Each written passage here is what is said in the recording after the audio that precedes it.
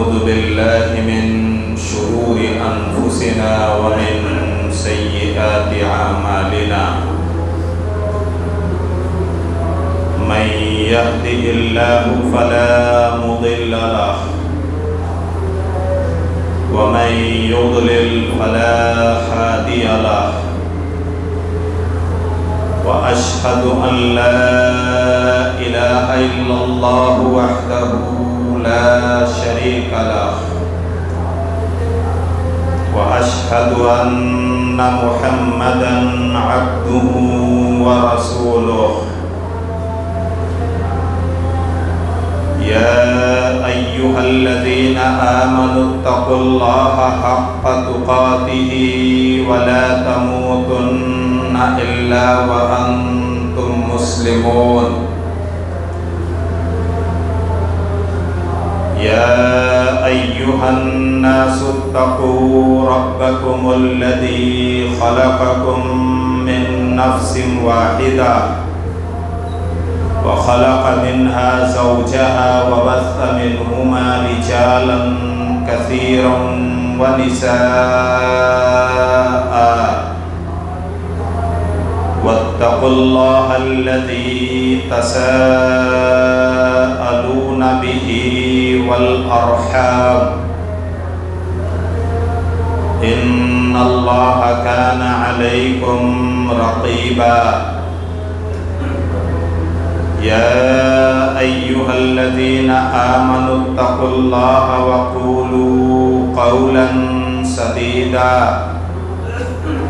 يصلح لكم أعمالكم ويغفر لكم ذنوبكم. ومن يطع الله ورسوله فقد فاز فوزا عظيما. أما بعد فإن خير الحديث كتاب الله وخير الهدي هدي محمد صلى الله عليه وسلم. وشر الأمور محدثاتها وكل محدثة بدعة وكل بدعة ضلالة وكل ضلالة في النار. قال الله تعالى في القرآن المجيد: بسم الله الرحمن الرحيم. الله الذي خلقكم من ضعف ثم جعل من بعد ضعف قوة ثم جعل من بعد قوة ضعفا وشيبة يخلق ما يشاء وهو العليم القدير. عن أبي هريرة رضي الله عنه قال: قال رسول الله صلى الله عليه وسلم: العبد المؤمن القوي خير وأحب إلى الله من المؤمن الضعيف وفي كل خير. احرص على ما ينفعك واستعن بالله ولا تعجز.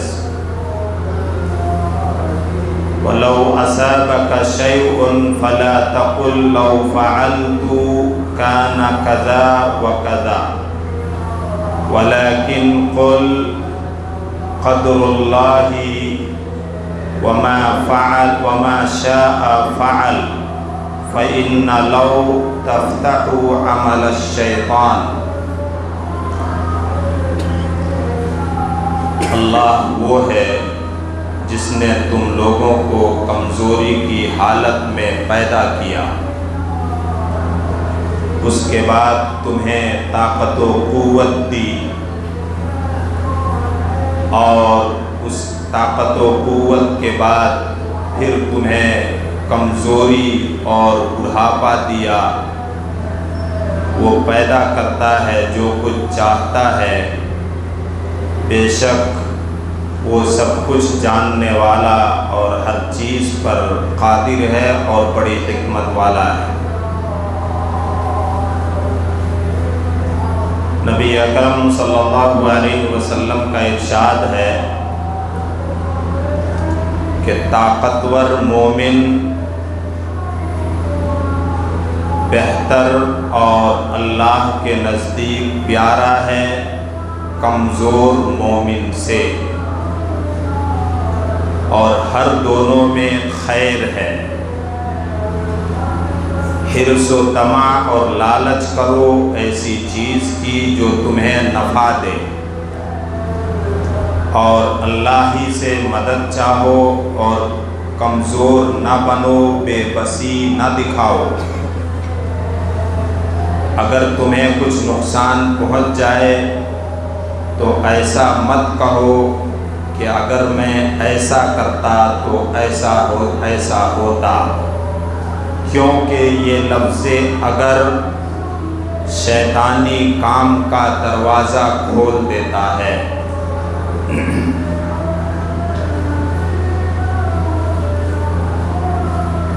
تعریف و توصیف، حمد و ثنا، بڑائی، بزرگی، کبریائی، عظمتیں، پاکی اور بے عیبی سب اس اللہ رب العالمین ذات واحد اور معبود برحق کے لیے ہیں، جو ہم سب کا اور ساری کائنات کا اور ساری مخلوق کا پیدا کرنے والا اور خالق و مالک ہے۔ وہی بنانے والا اور بگاڑنے والا ہے۔ درود و سلام اور اللہ کی رحمتیں نازل ہوں تمام انبیاء کرام پر، خاص طور سے جناب محمد الرسول اللہ پر اور آپ کے آل و اصحاب پر۔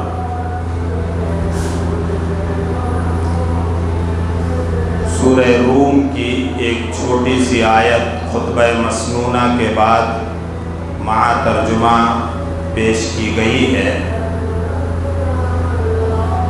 آپ نے ترجمے سے اندازہ لگایا ہوگا کہ اللہ تعالیٰ نے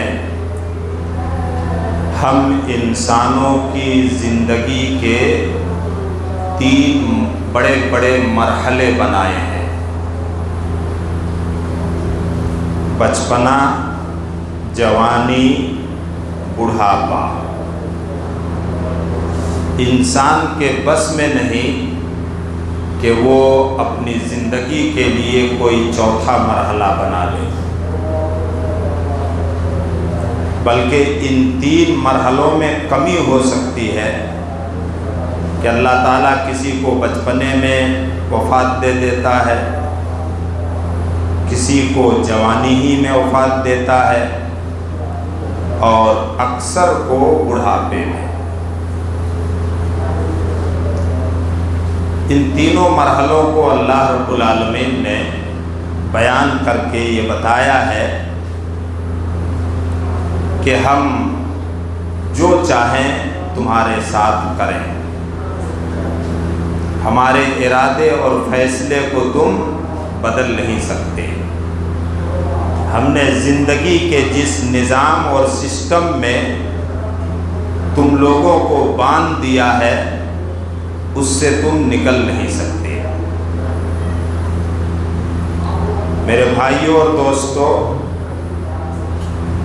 ہم انسان اللہ کے فیصلے اور اس کی قدرت کے آگے بے بس، ناتواں اور کمزور ہیں۔ ہم کچھ نہیں کر سکتے۔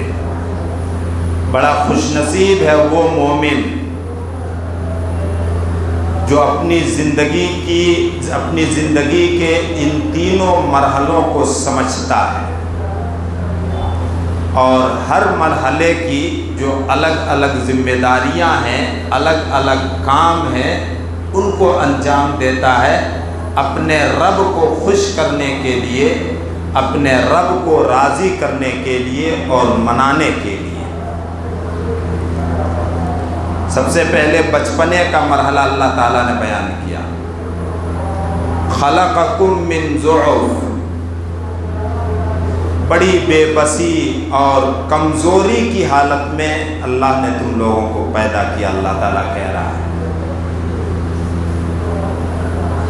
بچہ دن بدن پھر ترقی کرتا چلا جاتا ہے اور اپنی عمر اور اپنی زندگی کے ایام طے کرتا چلا جاتا ہے۔ بچے جو شریعت کے مکلف نہیں بلکہ بچوں کی جگہ پر، بچوں کے بدلے، بچوں کی تربیت کے لیے اللہ تعالیٰ نے ماں باپ کو مکلف اور ذمہ دار بنایا ہے۔ بچوں پر اللہ تعالیٰ نے کوئی ایسی ذمہ داری نہیں رکھی۔ بچپنے کے مرحلے میں بچوں کو جو کام کرنا ہے اس کام کا عادی بنانا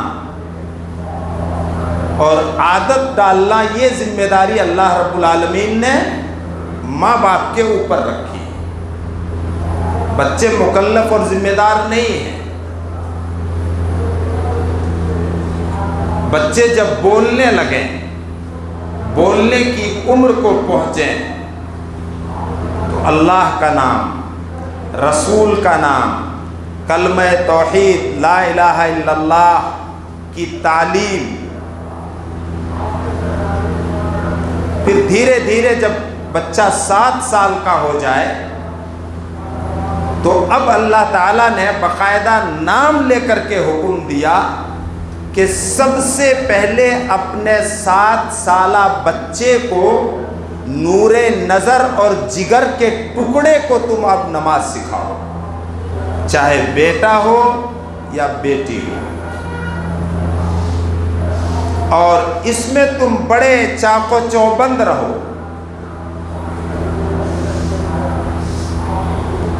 جب 10 سال کا ہو جائے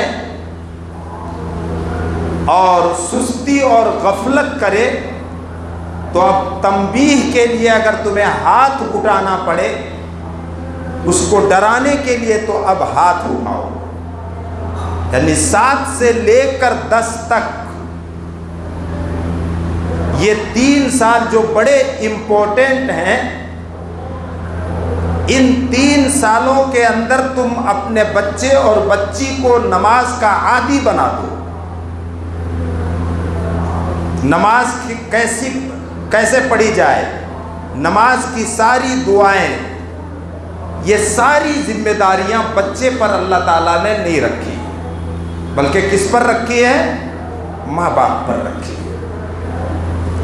ہم بہت زیادہ اگر کچھ کر لیتے ہیں تو مسجد کے حوالے کر دیتے ہیں اور سوچتے ہیں کہ ہم نے اپنے بچے کی بڑی خدمت کی اور ہم نے بچے کے تعلق سے ہم پر جو بڑی ذمہ داری عائد تھی ہم نے اس کو ادا کر دیا۔ بڑی کوتاہی کی بات ہے۔ مسجد کے کسی ذمہ دار کو، مسجد کے امام کو آپ بڑی آسانی سے کہہ دیتے ہیں کہ بچہ آپ کے پاس اتنے سالوں سے ہے لیکن آپ نے ابھی تک اس کو نماز نہیں سکھائی۔ آپ نے کتنی سکھائی؟ آپ نے کتنی سکھائی؟ اس پر غور کیا؟ آپ نے کتنا دھیان دیا؟ آپ اپنے گھر کا ماحول اب اس 10 سالہ بچے یا بچی کے سامنے کیسا بنا کر کے پیش کرتے ہو؟ ان چیزوں پر غور کرتے ہیں؟ بے حیائی کے اس دور میں، بے شرمی کے اس دور میں، اور آگے چل کر کے کہیے کہ ننگی تہذیب کے اس دور میں ہم 10 سالہ بچے یا بچی کو موبائل دے کر کے ان کی زندگیوں کو تباہ کرتے ہیں، اور ہم اس پر کنٹرول اس لیے نہیں کر پاتے ہیں کہ ہم خود اس میں مبتلا ہیں، ماں باپ خود اس میں مبتلا ہے۔ موبائل کا غلط استعمال، سوشل میڈیا کا غلط استعمال، جس کے فائدے سے زیادہ اب نقصان ہو رہے ہیں، اور بے حیائی کے ایسے واقعات پیش آ رہے ہیں جن کو سن کر، یا جس گھر میں اگر اس قسم کا واقعہ پیش آتا ہے تو اس گھر کے لوگوں پر، بڑوں پر، ماں باپ پر خاص طور سے کیا گزرتی ہوگی۔ آج نوبت یہاں تک جا پہنچی ہے کہ ایک روتے بچے کو اگر چپ کرنا ہوتا ہے تو مائیں موبائل میں میوزک اور دھن لگا کر بچے یا بچی کے حوالے کر دیتے ہیں۔ ایسا ہو رہا کہ نہیں ہو رہا؟ ہم نے پہلے مرحلے کی نیو اور بنیاد غلط رکھی، جس مرحلے کو اللہ رب العالمین نے کمزوری کا مرحلہ کہا ہے۔ ہم بچوں کی کھلانے پلانے کے تعلق سے جو پرورش کی ذمہ داری ہے وہ کسی حد وہ ادا کرتے ہیں، اس کا خیال رکھتے ہیں، لیکن دینی، ایمانی، روحانی غذا اور خوراک دیں اس کی فکر مطلق نہیں کرتے ہیں، بالکل کسی قسم کی پرواہ نہیں کرتے۔ ہم سے یہی پہلے مرحلے میں کوتاہی ہو گئی، غلطی ہو گئی۔ اب وہی بچہ جوانی کے مرحلے میں قدم رکھ رہا ہے، جس کو اللہ رب العالمین نے طاقت و قوت کا مرحلہ کہا ہے، جو زندگی کا کریم حصہ ہے۔ نیو چونکہ غلط رکھی گئی تھی، اب عمارت جو کھڑی ہوگی جوانی کے مرحلے میں وہ غلط ہوگی، کمزور ہوگی۔ جس بچے کی نیو غلط رکھی، تربیت کی، اب وہ جوان ہو گیا، تو جوانوں اب آپ شریعت کے مکلف اور پابند ہو، آپ شریعت کے ذمہ دار ہو۔ اب اللہ رب العالمین نے آپ پر ذمہ داری رکھی ہے۔ سب سے پہلے اس بات کی ذمہ داری کہ آپ اللہ کے لیے، دین کے لیے وفادار جوان بنے، عبادت گزار جوان بنے، نمازوں کی پابندی کرنے والے بنے، اللہ سے ڈرنے والے، اللہ سے خوف کھانے والے۔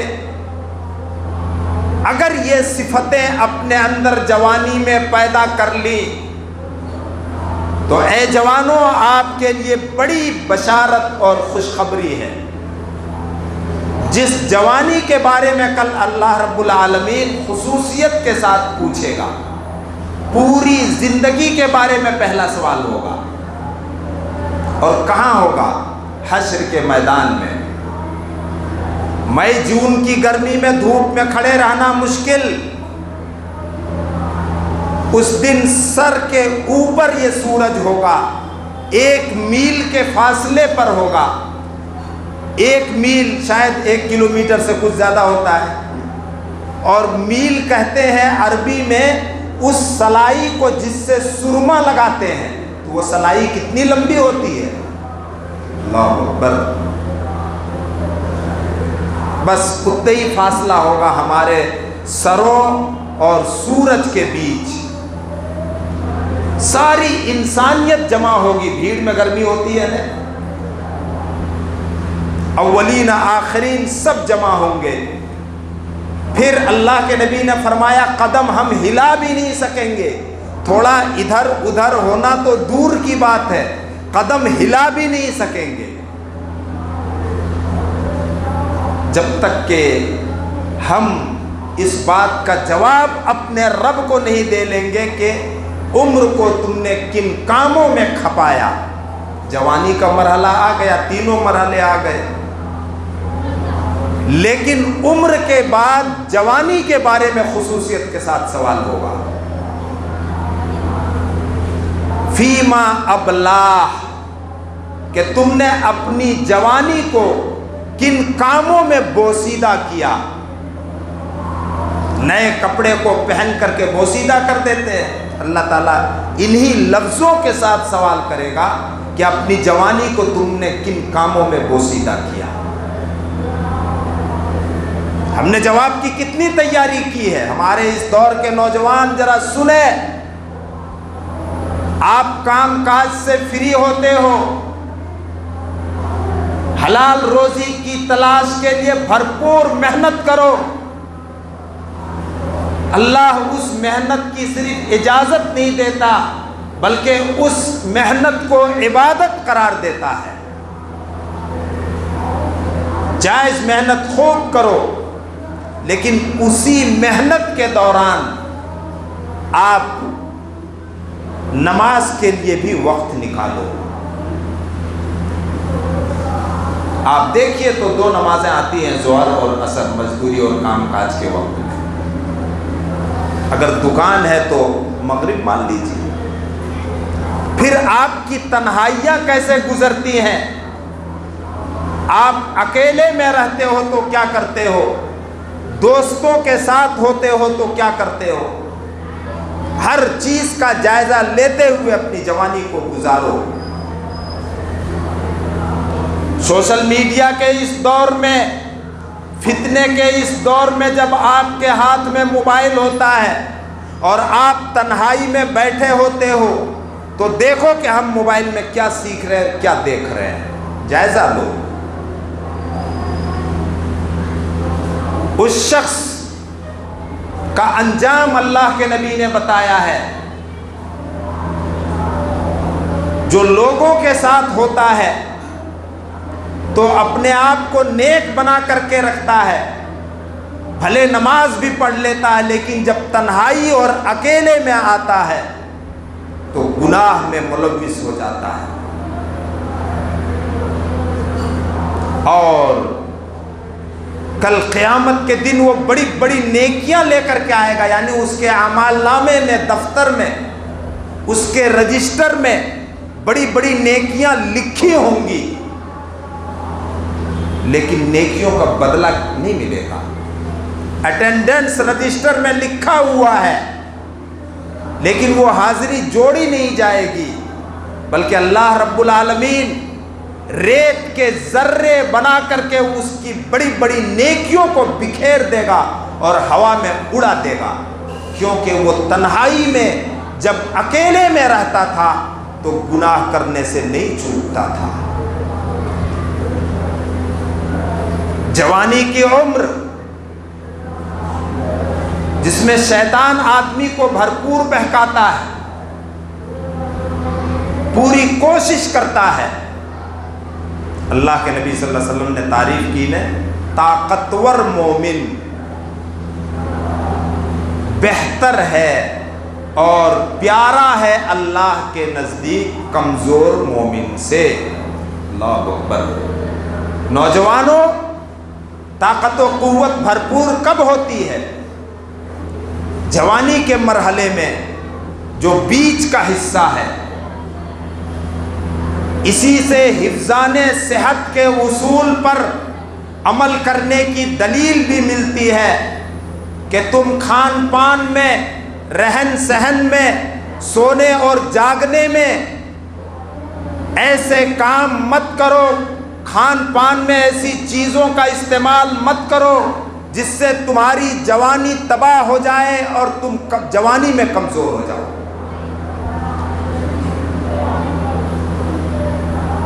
کیا اسلام نے صحت اور تندرستی کی حفاظت کی تعلیم نہیں دی ہے؟ آپ سوتے ہو دن چڑھے تک، آپ نے اپنی زندگی کی ساری برکتیں کھو دی، اپنی صحت کو آپ نے بگاڑ لیا۔ آج میڈیکل لائن نے اس بات کو ثابت کر دیا ہے کہ سونے جاگنے کا سب سے اچھا وقت فجر کا وقت ہے، فجر کی نماز بھی نصیب ہو جائے گی، اور اس وقت اپنی صحت کے لیے تدبیریں کرنا، اسی لیے اللہ تعالیٰ نے اس وقت نماز فرض کی ہے۔ کیا نماز میں ایکسرسائز نہیں ہوتی، کثرت نہیں ہوتی ہے؟ اللہ کے نبی نے دعا کی، اللہم بارک لامتی فی بکورہا، اے اللہ میری امت کی صبح کو بابرکت بنا دے۔ آپ کب جاگتے ہیں؟ صحت کا ستیاناش آپ کر رہے ہیں. آپ کب سوتے ہیں؟ دیر سونا دیر سے جاگنا دونوں حفظان صحت کے لحاظ سے غلط ہے. اللہ کے نبی کیا فرما رہے ہیں؟ طاقتور مومن، مضبوط مومن